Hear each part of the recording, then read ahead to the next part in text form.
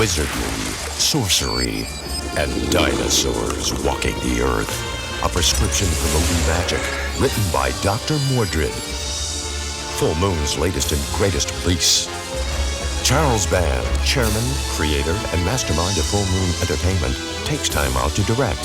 He manages to juggle directing with other Full Moon responsibilities by sharing the job with his dad, veteran film director Albert Band. You say action, I'll say cut. He's directed most of it. I came in when he was busy.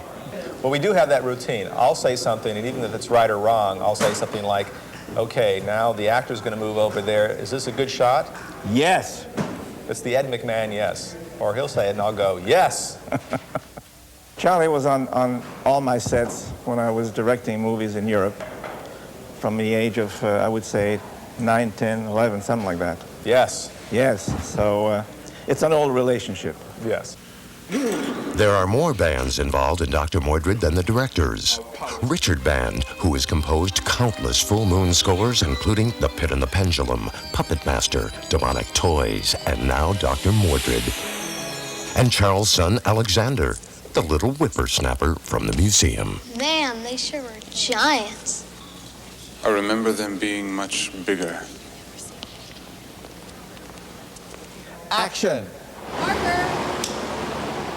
Jeffrey Combs, star of Reanimator and From Beyond, is Dr. Mordrid. Move it, you're dead. He's a good sorcerer. There's such a thing as a bad sorcerer, and as we have in this movie, and a good sorcerer. Hands. Whoa! Whoa! Hands down. Good hands. Good hands.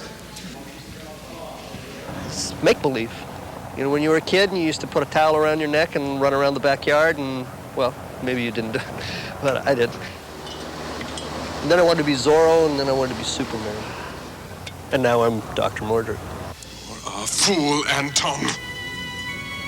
If the people of Earth knew what you really were, they would kill you. Brian Thompson plays one of Full Moon's vilest villains, Cabal. Cabal is a several thousand-year-old being who has over the years gained ultimate wisdom as to the use of chemicals and can use these for his own selfish purposes. Definitely despises Dr. Mordred and anything to do with the word good.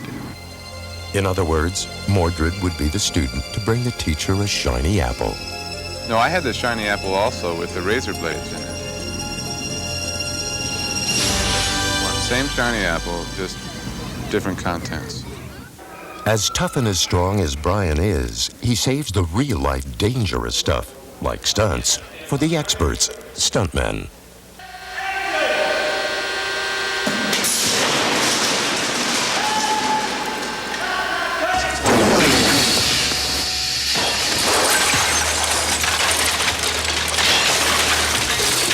Yes. Yes.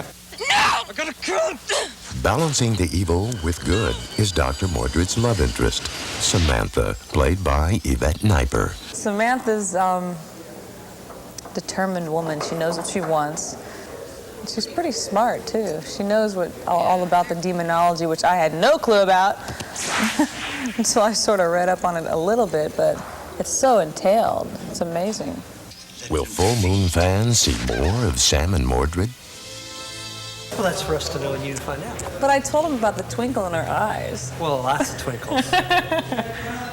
Oh, well. See, we won't tell you anything. It's all up to you guys. Yeah. Guess it could be worse. It could be better.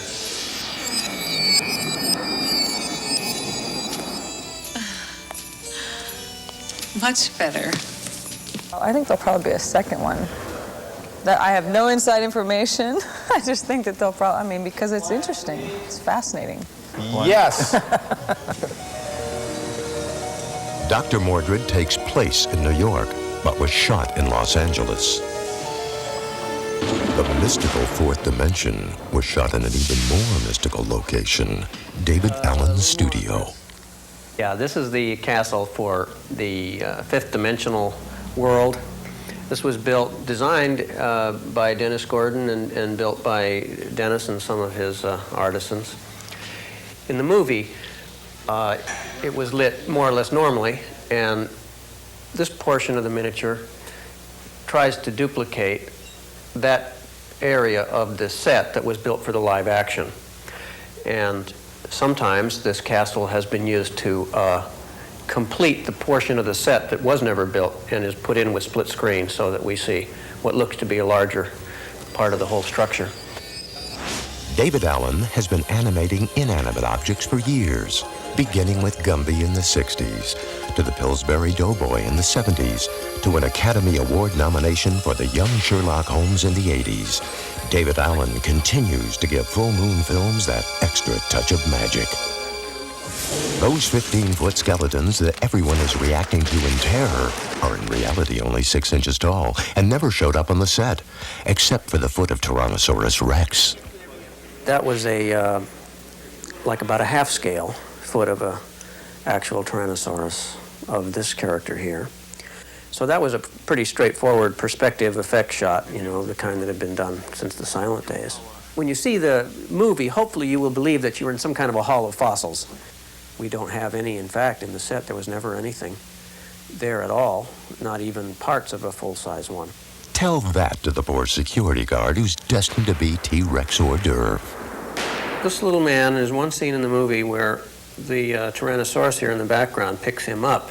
And the tie only, well, it's just a little piece of strip lead, you know, so that it can be animated, be waving around.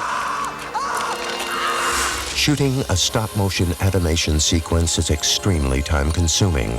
The models will be moved 24 positions for 1 second of screen time, and to shoot 1 foot of film in 1 hour is considered a rapid pace. With time at such a high premium, David Allen subjects his subjects to screen tests. The incoming scene is an animation shot that we did a few days ago, and the test was done to try to help determine what camera speed we should use so that the speed of the animation fall and the speed of the large head that comes down and shatters will cut together. Most of the scenes of the dinosaur skeletons are done through model animation. And this scene, however, where it has to fall and shatter, seemed to me to be a little too difficult to animate convincingly. This is the overscale model of the miniature dinosaur that we've been using in all the other scenes. It's made of a special type of plaster so that when the head hits, it'll shatter. That's fine, okay? Right. Yes. We all know that when things get a little crazy, someone always remarks, there must be a full moon tonight.